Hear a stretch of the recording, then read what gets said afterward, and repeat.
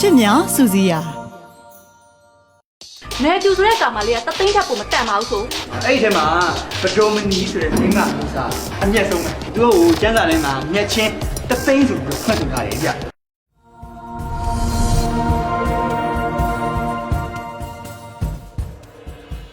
ရှင်ကျမကိုနောက်ထပ်ရီးစားစာ၄ဆောင်ထပ်ပေးရမယ်အဲ့ဒီရီးစားစာ၄ဆောင်မှာရှင်ပေးတဲ့စာ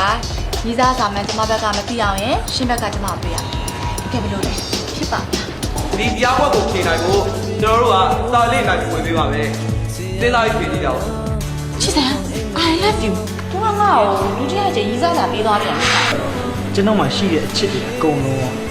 ကျွန်တော်ပုံအောင်ပြီးတော့လောင်းထားတယ်ပေါ့အင်္ဂါနေ့တိုင်းည9:15မဟာ TV Channel မှာစောင့်မျှော်ကြည့်ရှုအားပေးကြပါအောင်ရှင်အချစ်များစူစီယာ